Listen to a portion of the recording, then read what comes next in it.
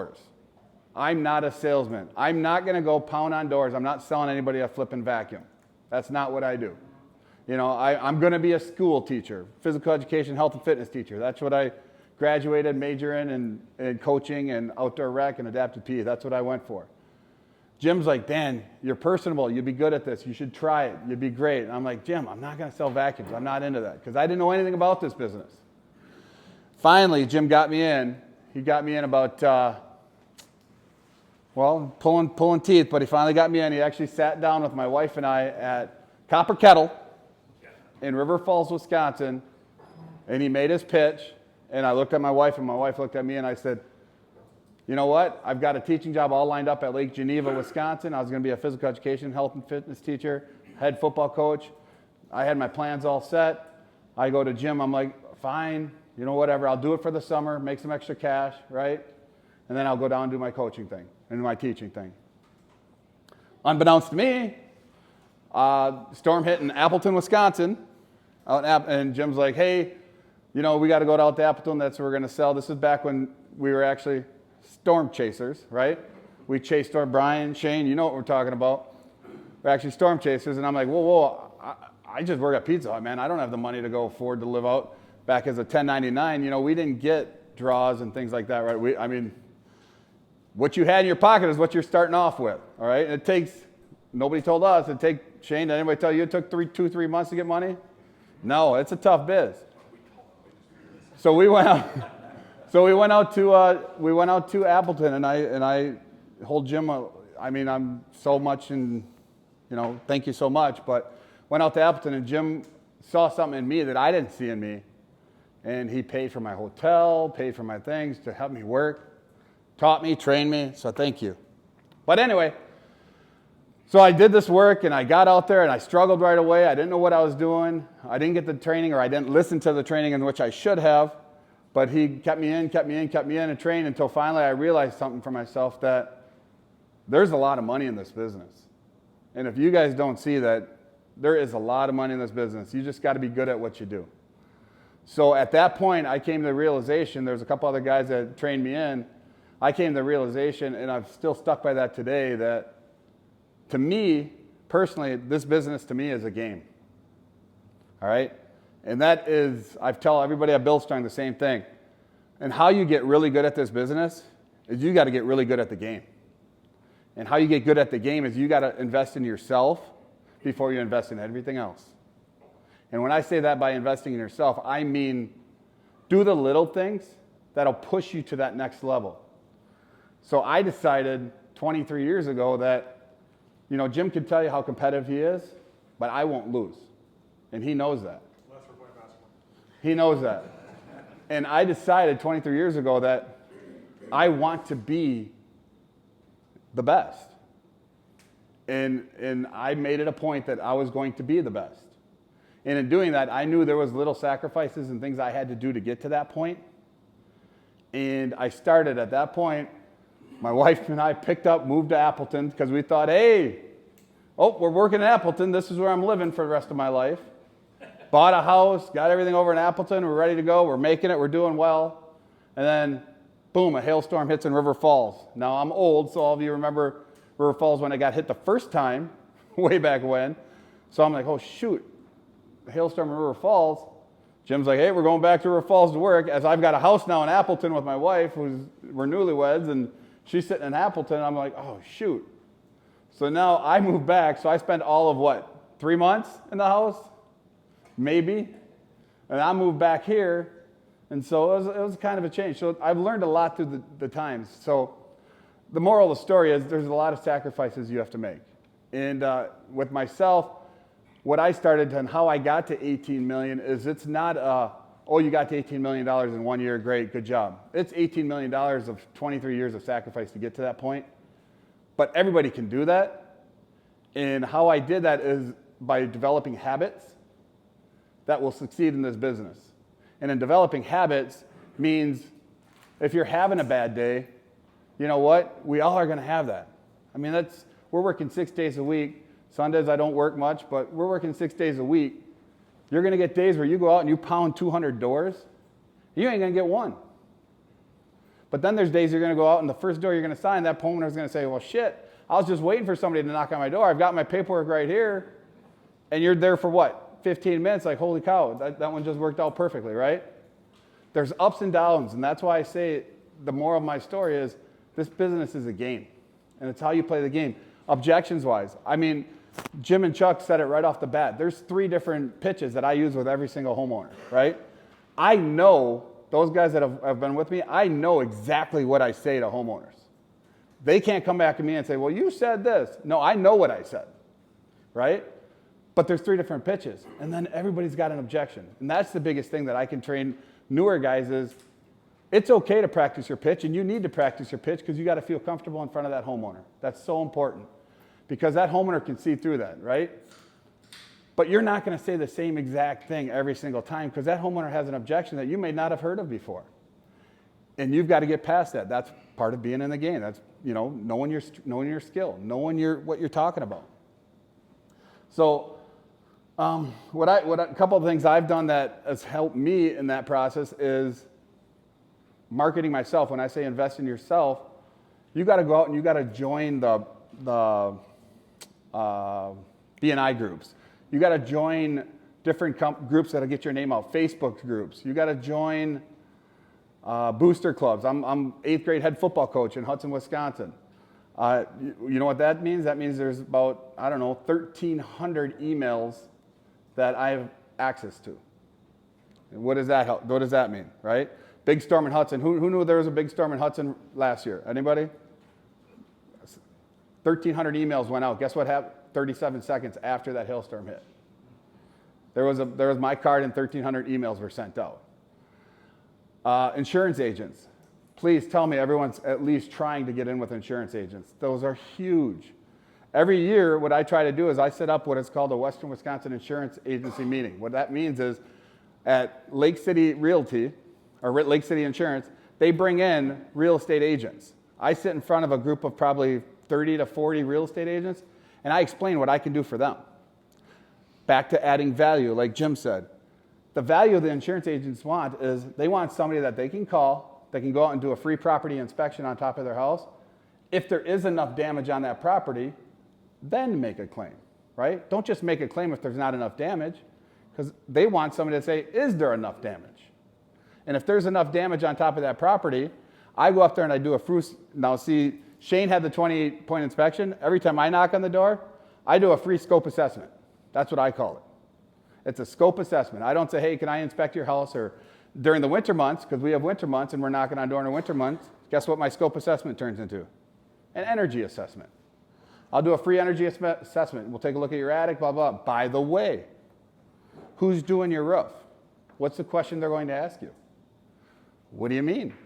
Well, this area was hit by hailstorm last year, and I assume you had your roof inspected. No, never had a look at it. Well, kind of funny is I'm doing an assessment for your energy. You mind me taking a look at your roof, let you know if you got any damage up on top of there? You're already there? Sure. That's an easy way to get on top of a roof. But anyway, you meet these different groups. I'm the 8th grade head football coach, like I said. The boosters, we donated Built Strong Exteriors, donated vests, because I worked as free security for the booster days, and they paid me $1,500. I took that $1,500 and I purchased life vests for the K-9 unit in the city of Hudson. Brought it back, get your name, take pictures. I'm in the front page of the paper. They take pictures of handing me a check, hand it over to the K-9 unit. Guess who got the entire police force in Hudson, Wisconsin this year from storm damage? Right? Guess who got every person that was in booster youth football? Guess who? We donated concussion-proof helmets to the entire football youth program in Hudson. My name flew. There's so many different things, guys, that you got to get yourself out there. And Tim from Hook, I mean, he's broadening me more and more into this, and now I'm networking more on the national stage. I want to get more national. That's where I'm getting to this is, again, I want to be the best. And at 18.3, and he didn't mention this, but 90% of that 18.3 was residential. And I can tell you right now, the part I'm most proud of isn't the 18.3. The part I'm proud of is 595 separate homeowners. If you think about that, and you don't think about the 18.3, that's 595 people. There was situations where my wife God, she's the best ever. She would handle phone calls on the phone and set up block signing parties. Meaning I would show up to a cul-de-sac, and I've got a picture on my Facebook. If anybody follows me, I'll get you that information. I've got a picture on Facebook where I pulled into a cul-de-sac at 3 o'clock, and there was 9 separate homeowners standing there with the 9 houses. I handed a clipboard to each one of the homeowners, and they all sat there with their clipboard as I did one spiel to all 9, and they all signed up and right there. I signed 9 people in less than 30 minutes. Guys, it can be done. And the moral of the story is nothing in this business, I can tell you right now, nothing in this business is impossible. It can be done. A lot of hard work, a lot of sacrifices. Tony and we're all feeling that with Build Strong right now. I'm doing a lot of cleanup work from last year, which that'll work. And I've got Sarah that's helping me out, and Brandon, and a bunch of people that are helping me out. But nothing's impossible. And you know, there's 5 C's in this business that I follow. And if you guys follow these 5 C's, and I'll get more in depth in the future on speaking and things like that, but if you follow these 5 C's, you cannot fail in this business. The number one thing that I always is creating opportunities. Guys, you can't wait back and you can't sit back and let people create the opportunities for you. You have to create these opportunities. Because in this business, nobody's going to make you make money. You have to make yourself make money. Create your own opportunities. And that's involving agents. That involves booster clubs, traveling teams, adjusters. That's another big one, guys. You know, if you don't know these adjusters that come out, get to know them. Be personable with them. Talk to them. I mean, I can tell you right now, I love hearing the stories in the Build Strong office when we're in there, and Tony and Andy's going, God damn it, how do you know Bill Stevens so well? He doesn't pay for anything, and he buys every one of yours. I've known him for 15 years. You know these guys. You meet these guys. You build that relationship over time. I mean, a lot of the adjusters I know don't even climb the roofs anymore. They see my name on the claim. They come out there. They ask me for my scope assessment. I hand them my scope assessment. I say, hey, this is what me and the homeowner notice that there's damage on our property. This is what we expect to be taken care of. They take that. They hand me the camera and say, get her taken care of. I'll write it up. Let's go. It makes it so much easier. Another thing is controlling your own schedule. That's so important. We all have, you know, and we can laugh about this because I'm a dinosaur. And everything I like to do is handwritten, right? Everything I do is handwritten. We got virtual e-signs and all this other stuff on the... Man, I do everything handwritten. Turning over a new leaf on the scheduling thing. So I've got this Google calendar, so I'm trying to do everything on that. Working on that. Still work in progress, but I'm getting there. But what I mean by controlling your own schedules, I mean those that know me, except last year. I can't count last year because last year I really worked from 4:15 in the morning till 1 in the morning. So, but anybody that knows me knows that I coach football starting at 3 o'clock in the afternoon. So I coach traveling baseball. I coach a lot of things. And Tony, you can attest for this. I know you might not like this, but how much do I work after 3:30 in the afternoon? Not much at all. Not much at all. What is prime knocking doors time? Afternoon. So understand, in 23 years of my life, I've been over $3.5 million every single year. And that's not working past 3:30 in the afternoon. I control my schedule. I control when I'm meeting that homeowner. I control when I'm meeting that adjuster. I'm adding value to them. They're going to work off my schedule. That's so important. The third C is, Jim will like this one, it's competition. And I don't mean just with others. I mean competing yourself. Set your goals. You're going to laugh. Ever since I was trained in 20-some years ago, my yearly goal, Tony, what's my yearly goal? $1 million, 100 jobs. $1 million, 100 jobs. That's my goal. But it's a fictitious goal. I know I'm going to go above and beyond that. I set my goals for daily and weekly goals and monthly goals. And I still do that to this day. Those that know me know that in the back of my black book, my black binder, I've got every week I get paid. At the bottom of that week is what I want to get paid at the year end, and I chart every single week my paychecks, every single week till I get to that end. All right? And I can see what I'm getting paid weekly, And my wife hates this when I ask her every 2-3 weeks. I'm like, hey, what are we at? What are we at? What are we at? Because that motivates me. You know, it gets me. And competing with yourself, that means, shit, what do I want to get this week? All right, I want to get 10, right? How do I get to 10? Well, I need to get 2 a week. Oh, I got stuff going on Friday and Saturday. That means I need to get 3 a week, 4 a week, Monday through Wednesday. But you compete with yourself. Give yourself an extrinsic reward. I know we got a couple guys in our office that, you know, Andy killed it one year and went out and bought himself a Rolex. That's what his extrinsic reward was. Find something that challenges you. You know, I don't know what everyone, raise your hand if everyone here has, you should have a why. Does everyone here have a why? If you don't have a why, you need to get one. Because a why is what motivates me. Money no longer motivates me. My why is my family, my wife. That's what motivates me. I want to put them in a situation that I never had when I was a kid. And in doing that, that means I have to sacrifice. And with me being sacrificed, that means they sacrifice. And I'm going to get into that in a second about last year, how they had to sacrifice. The fourth one is consistency. Those that know me know that that's my number one. That's my, every single year at Build Strong and any company I worked with, we ask, hey, what's the one word that's going to drive you? You know, everybody throws out, hey, you know, I don't even know, money, this, that. Mine's consistency, meaning that for 20 plus years, I've been at a mark that I need to be at. I have a 100-job checklist that I got 23 years ago. That was the first piece of paper that I was handed when I started this business. Brian Johnson knows this. Shane knows this. You have a 100-job checklist. You fill out that checklist for 100 jobs, you cannot not make $250,000. I'm telling you that right now. You fill out that checklist, and it keeps you challenged to be, hey, I need to get 100 jobs.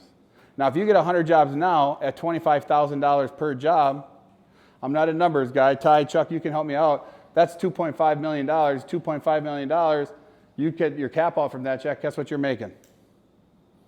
$250,000. You have that checklist and you roll that. If that's what your goal is, you do that 100-point checklist. And what I mean by checklist, you got your name, your homeowner, your trades. Oh, it's colored. Oh, it's inspected. It's approved. Capped. We all like that last one, right? Capped. That's the most important one. The fifth one is challenge. And what I mean by challenge is make it obtainable. You know, make a challenge obtainable. Don't come out here and blow smoke up my ass and say, hey, I'm going to do, you know, 700 jobs this year. Because that's something that you're not going to do. Like they touched on it earlier in the presentation today. If you set a yearly goal, you're not going to look at that yearly goal until November. And that's 100% correct. For a couple of years, that's what I did. I said, this is what I want for my yearly goal. Come November, I'm like, shoot, I'm short. Well, you have 2 weeks to catch up. You ain't going to do it. Set your weekly goals. That's important. Have habits. Get up in the morning. Even if you're not working, you should be working, right? I mean, that's true. I mean, a lot of new sales reps won't get up till 10:30, 11 o'clock in the morning, say, oh, the prime knocking door time is 2 to 8. So I'm not going to do shit until 1:30. And they ain't doing nothing until the morning, and then at 1:30 they go out and they knock doors. They get told no 6 times. Then like, oh, this sucks, you know. But it's just not my day today. I'm not feeling it, right? They go back to their house or wherever they go at 4 o'clock. They're done. So technically they worked, what, 1:30 to 4. That's a lot of mindset has that. I personally tell myself, hey, if you're not treating this job as a 40-hour a week job, if not 60-hour a week job, because we don't work too hard in winters, if you're not treating this as a 40 to 60-hour a week job, it might not be for you. You know, it might be for the person that's willing to sacrifice and put it in. So that's basically the 5 C's that I live by. And now I want to get into how did I get to 18 million?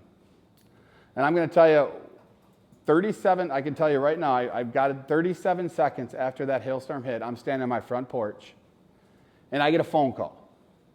The first phone call I received was from, and I'll throw his name out there, it's Brian Healy. He's a traveling head coach, one of the head coaches in traveling baseball. He calls me up and he says, hey, Dan, he goes, you do roofing, right? I'm like, yeah, I do roofing.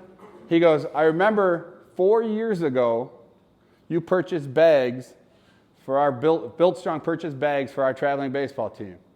And it said right on there, he's staring at the bag, that's hanging in the locker in his mudroom said, hey man, you were the first person I thought of. He calls me up 37 seconds later. This is no joke. 2 months later, my phone did not stop ringing, to the point where I had 37 voicemails on my phone, and they weren't taking voicemails. I had to graciously ask my wife if she would assist me in scheduling jobs. And I told her this is going to be very lucrative, but very challenging. She was nice enough to be my why of why she took that over, and she scheduled. And if anybody's seen my schedule from last year, I was doing color meetings at 4:15 in the morning, guys, going out to houses. And I would tell that homeowner, listen, I know it's early. I apologize. But if you want me to help you out, you have to help me. You have to control your own schedule. I was meeting homeowners at 4:15 with a cup of coffee in my hand, picking out colors when it's still dark outside. Guys, it's tough. It was hard. It was crazy. And I think my family, my kids had to sacrifice, my wife had to sacrifice, Tony had to sacrifice. Tony had to hire a person just for me. And he's like, hey, here's your assistant. I know you can't call these people back. I know it wasn't a matter of customer relations. It was a matter of there was not enough time. There wasn't. I mean, I'd have 37 voicemails on as I'm meeting 8 adjusters, 8 people signing up, 8 color meetings in a day. I needed assistance. But what that showed me and what that showed Buildstrong, what that should show you guys is there is no impossible. I mean, you guys do the numbers on how much that capped out to be, 18 million. There is no impossible. But you got to have to do it. And the moral of that is, this is a game. Play the game the right way. And guys, you're going to make a lot of money. And when I mean a lot of money, I mean a lot of money. So what I did now is I wanted to touch on that. And every time I speak, it's crazy because, you know, what I've noticed a lot in these different conferences and things like that is they never give enough time at the end for people to ask questions. You know, the guy talks up until 2 minutes prior to, and then they say, oh, all right, thanks. Anybody got a question? One person asks one question, it's over. So what I want to do is I want to ask if any of you guys have questions about how I got to 18 million. I'm sure there's a billion I get on our Instagram and all that other things, but does anybody have questions on how you get there? I mean, go ahead. So your day-to-day process, what would you say is the most difficult part about it, and what would you find also like really challenging, like what you came across? For me, well, it's kind of different. Last year, the most challenging part was trying to find time in the day. That was the most challenging part for me last year. Normally, I would say the most challenging part for me is getting up in the morning knowing that, let's say my first appointment ain't until 10 o'clock, knowing that there's something I could be doing from 7 to 10. If that's flyering doors, putting out Watch Us Works, knocking, hanging, doing something. You've got to be doing something. Go to the office. If you're not at the office learning from other guys there, guys, I've been doing this 23 years, and I consider myself pretty high up there on the totem pole, but I'm still learning from brand new guys. And if you ain't learning, you're struggling. Because there's always something you can incorporate. I mean, I got a couple guys in our group. I am excited as a peach to bring down the top rep in August, because I think they're machines at the door. And I can't wait to hear them. You know? What was the other? And consistency, is that what you said? Yeah, like, as far as like going about your day-to-day, what kind of routine did you find? Okay. So as far as setting your schedule, my Thursday, Friday, Saturday of the week prior, I'm setting my schedule for that following week. And hopefully you guys are doing that too. Monday, Tuesday, Wednesday. So you're setting that habit schedule. Even if it comes down to personal things. You know, in my schedule, I've got my kid's baseball game. I've got a dentist appointment. You set your schedule. You control that schedule. And you set that up the following week. And you leave your spot open for, okay, I've got a 2-hour chunk here. Hey, I'm putting a roof on here. Knock around that job. Put out your Watch Us Works. Put out your flyers. Go talk to homeowners. Be personal with homeowners. One thing that I've noticed that helps out immensely with homeowners is you don't treat a homeowner as a homeowner. They're a friend, like Jim said. You build that relationship up because you know what? Maybe they don't have damage on their property. But who's that first person going to call to you in 2 years from now when they do have damage on that property if you built that relationship up? That's important. I leave everybody with a card, and everybody I say the same thing to them, like, listen, hopefully, especially after I complete a job, hopefully, here's what I tell them. I said, here's the game plan. Hopefully we never see each other again. And they look at me and laugh, and they go, what does that mean? I said, that means if we see each other, it's 2 reasons. Number 1 is we screwed up something on the roof. We got to get it taken care of, right? Or number 2 is you've got another hailstorm, and you're calling me out. So now in the back of their mind, they're thinking, oh, well, yep, that's the only time I'm going to see him is whatever. So another hailstorm arises. That's what happened in Hudson. We had a small hailstorm in 17, big one here. I redid all those houses because those homeowners left me with that same thing. Hey, here you go. Another thing and take care of your homeowners too. I know when we did jobs in Hudson, Christmas time, send them out Christmas cards, send them out thank yous. We sent out popcorn, those tin popcorn bins. My wife had a great idea. I had one road in Hudson that each house was 65 squares plus. On Martin Drive, those in Anthem, you know exactly what I'm talking about. You saw my name in there again, didn't you? Yeah. There's 60 square houses at, what was there, 52 houses on the road, that in Wren, that I completed.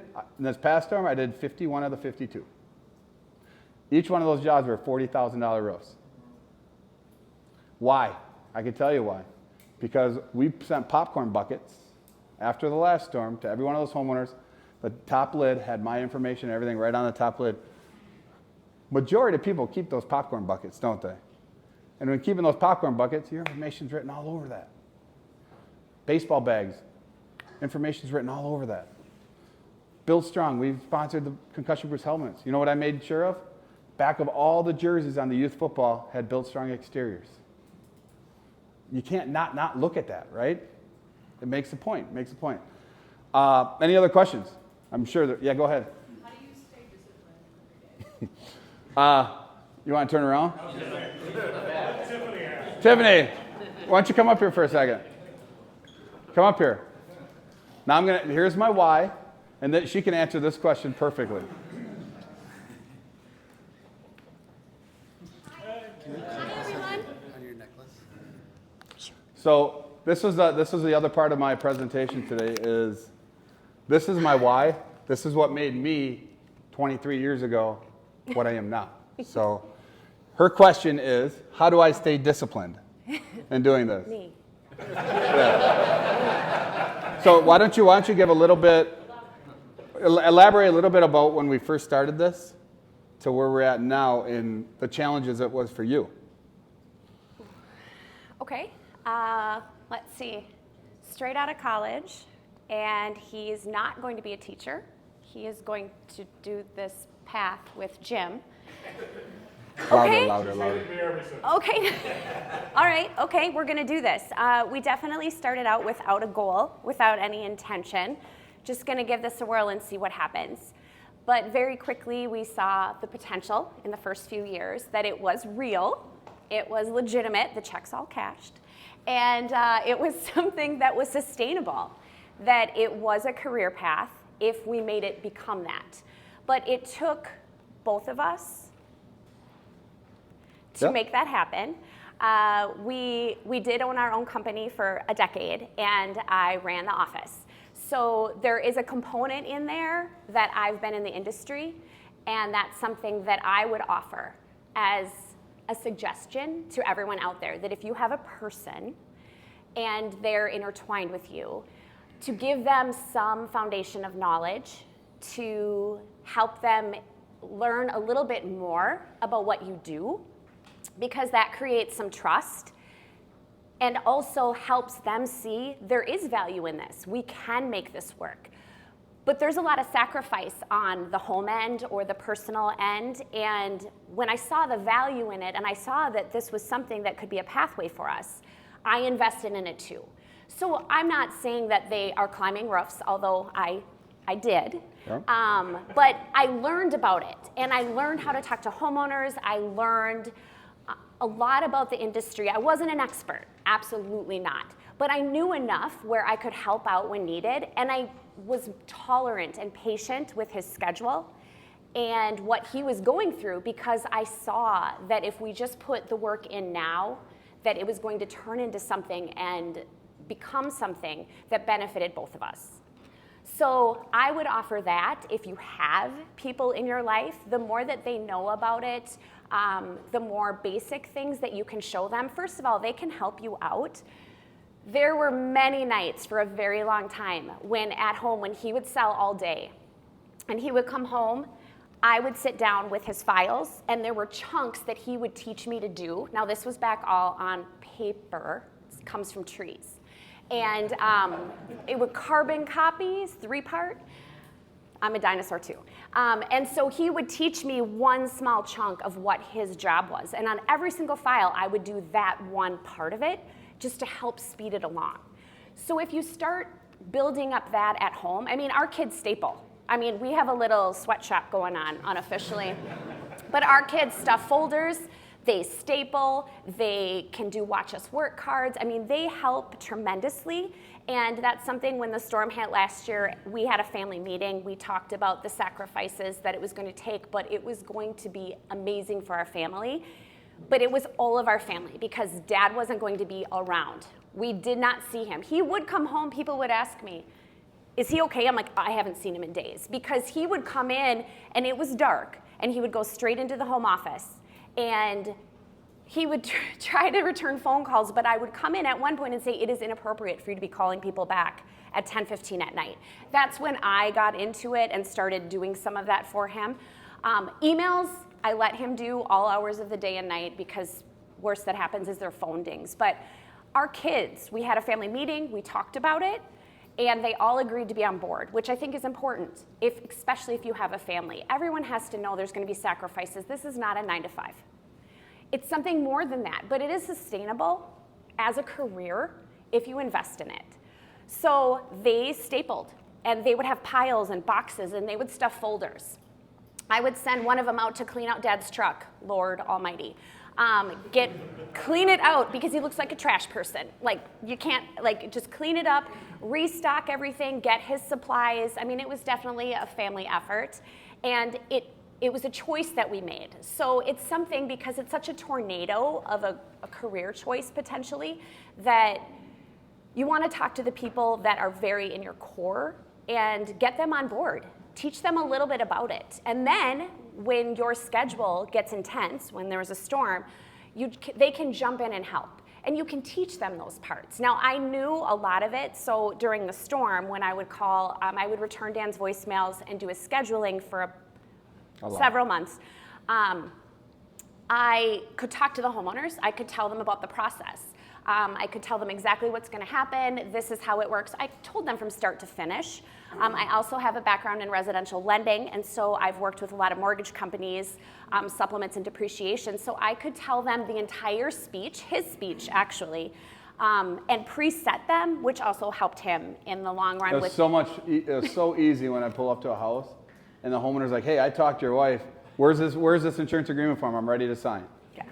And I'm like, all right, let's go, and yeah, I'd be like, hey, that was another one. Thanks so much. I appreciate that one. That one literally, you know how you throw the fishing hook out in the water and you hope that one with the fish was already on, and all I had to reel it in was huge when those would happen. But, and she mentioned this a little bit earlier, is having that core group, and the key that I found is you find that 25 or 50 people that are your core. And what's helped me out immensely in the last, I would say probably 10, 15 years is you've built that core so well, so strong, that when something does hit or there's something that happens, they work for you. They push your name out. That phone rings for you. They're calling you when they want an appointment, when they want a schedule. If that homeowner calls you and you can't sign it, guys, come on. Right? They're calling you saying they want you out there. That's easy. You get that core people to work for you, and then when you know you've really made it in this business, is that 25 grows to 50. And then that 50 grows to 75, and that 75 grows to 100. And then all of a sudden you got people from, 8 different insurance agencies calling you, 5 different real estate agents calling you, 15 plus adjusters calling you and saying, hey, this one doesn't have a contractor. I gave you your information. You might want to give her a jingle. Here's her information. All right.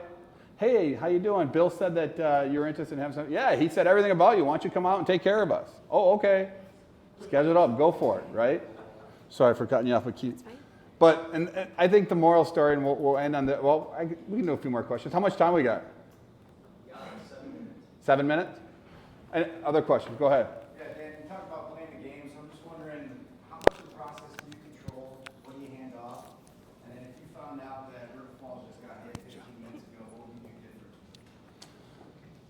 different? Okay. Well, first and foremost, what I hand off, I do the inspections.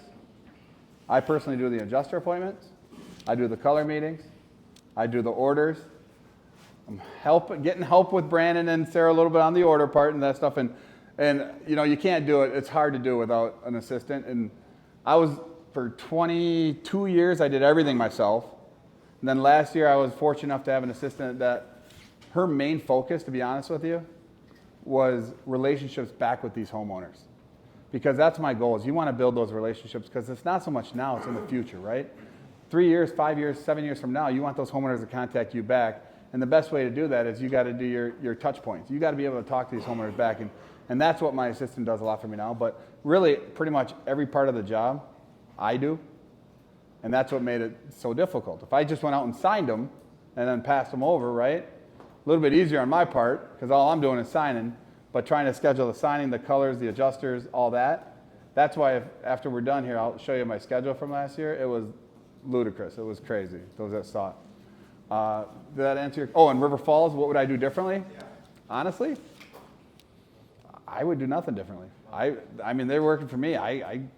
Hudson River Falls, the same situation happened. I can tell you right now, I can guarantee you 1,000% if Hudson River Falls got hit with a hailstorm right now, my phone's on vibrate now, but I guarantee you I'd have at least 37 messages on there within half hour, right? Because those people know that, hey, I'm the roofing guy. I'm the guy that's taking care of the roofing. Tim called this out earlier. On Facebook, everything like that. Everybody that knows me, that follows me on Instagram, that follows me on Facebook knows the pose, right? I mean, we all know it. I mean, I've been doing it for ever. For 23 years, I've been doing the same thing on every big job I get, every church, every condo, every apartment. I do the pose, right? And that's me.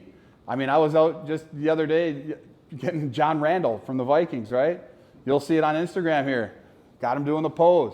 I got some other guys, some popular people doing it. You know, it's... I didn't, no. But that's... Hey, I told Adam Thielen that, but not John Randall. He's a big dude, man. But I mean, that's just my shtick. You know, that's what Tim. You hit it off. You got to find that thing that gets for you. I know we've got a guy in our office we call the roof goof, right? That's what he does. I mean, everyone's got. Andy, you just got developed on. What is yours now? It was just still from Savage, Andy the roof guy. Yeah, I mean, make your stick. Find something that works, that resonates with people, that they know what you do, so they can correlate that for when an area like where do you live at? Lacrosse, Wisconsin. So that Holman storm, Winona. If you drove up to Winona, I did 200 plus jobs just in Winona. So from that storm, what, 3 years ago? Was it now? 2020. Yep, 3 years ago. Did a boatload in Winona. So if you would have saw me up there, same situation. I know the head football coach in Winona, one of my core 50, brought me the entire education system in Winona. I drove 2 hours south every single, 3 days a week? And I went in there to help one guy out. I ended up with 200 jobs. So, because he's like, hey man, there's these storm chasers going up and down the street, you mind coming down and take care of me? I'm like, fine, I'll go take care of you, right? Help you out. Go down there, not more than a second out in front of his door, neighbors, right? They just started coming, and then the next thing I know, I did the Valley Manor, the East Manor, a $2 million jobs, and Winona took care of Winona. So, go ahead. The first comment is 37 voicemails before your inbox. That was nuts. Pretty amazing. And then how did you decide to go from owning your own business to being a salesman? So, those of you that own your own business, you understand the money is great. That's great owning your own company and making money. But what comes with that is a lot of responsibility. That's the next one. And the next thing is stress. We owned our own company for 10 years. We traveled a lot. I traveled from Streator, Illinois, to Appleton, to Chicago, to all over the place. We traveled everywhere. I had a business partner that did some unscrupulous things, at the time. That's hard to trust a lot of people in this business, and you guys will figure that out real quick. But there's those special people you can, there's special people you can't. So I had a business partner that did that, and my wife and I sat down and made a decision that we've made enough money in this business in a lot of years that, you know what, I want to coach my kids. I want to stay home, I want to coach my kids, I want to be part of their lives growing up, because family's so important. And you wanted to be a part of that, and we made the decision, instead of opening up another company, we made the decision that I was going to find a company that was family orientated. And I did a couple interviews with a couple companies, and I had a third interview with Tony and their company, and they were geared toward the family and things like that. And that stuck with me is I wanted that relationship with who I work with too. You know, I don't want to just be a number and be like, hey, great, we're working with this company, but I don't know their owner's out freaking partying every single day. He's not part of the company, doesn't care. And that's what I wanted. I wanted the owner to care, because that's what I did. And I see a lot of similarities between Tony and I. Even though I'm his, you know, he's my boss and I'm the sales rep, I know we see eye to eye on a lot of things, because we've been there through a lot of thick and thin. And I've pretty much stuck with him through all his stuff, and he stuck with me through my stuff. So there's a loyalty there that we have. I may not do everything right, Ty, and I may do a lot of shit wrong with the computer. But as far as loyalty, honesty, and he knows I'm not going to go behind his back, and he knows that I'm here for him on that. And as a sales rep, I'm making great money, and the responsibility is really on his shoulders, not so much on mine. So it's pretty cool. But anyway, I think that's about it. I think we're good here. And I've got my wife got me a beautiful dot card, so if anyone wants to follow me on Instagram or anything like that, they're welcome to hook me up during break time here and get that and punch it on there.